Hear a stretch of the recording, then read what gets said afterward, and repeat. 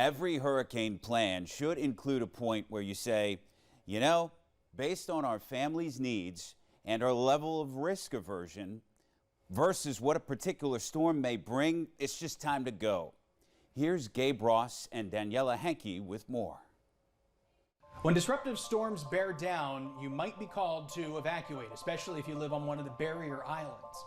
Now, personal factors notwithstanding, your hurricane prep kit should at least sketch out an evacuation plan and a couple different routes to go should you need to get out in a hurry. That's where we bring in WECT's First Alert traffic reporter Daniela Henke to talk travel. And let's talk about the big arteries that we have here in the Cape Fear and how important they are.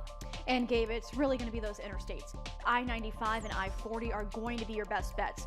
They are multi-lane interstates that will take you north or south. The two intersect right near Benson, so depending on the direction of a storm and where its impacts are approaching, you'll know where to go. A couple different options to go there, but let's talk about some of the more secondary routes that we have here, because those are important too. They are definitely important, and those include US 17 and 421, also NC 87 and 211, and others like those. They're going to feed to the interstates also. Remember though, some of these may turn into two-lane roads at some point, creating bottlenecks and even delays. But the goal remains the same.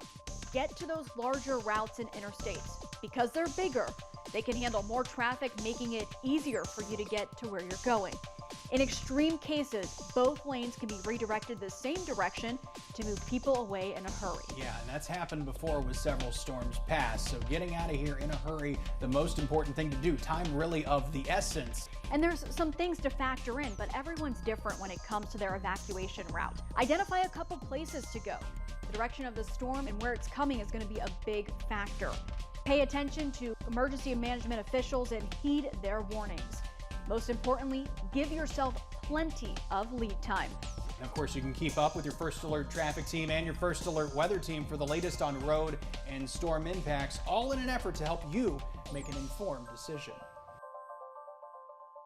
2024 is the 35th anniversary of the catastrophic Carolina hurricane called Hugo. Hugo reserved its worst impacts by far to the low country of South Carolina, but it did bring significant wind and surge to the Cape Fear region, especially the Brunswick Islands. And as it went on to blast metros like Columbia and Charlotte with 100-mile-per-hour wind gusts, which leveled trees and power lines, it served as a learning opportunity. That is, having multiple evacuation options based on storm track can serve you and yours very well. In a storm like Hugo, heading west toward Charlotte is not always best.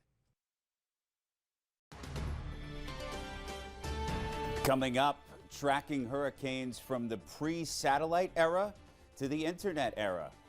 What to look out for as we get set to live through another storm system here in the social media age.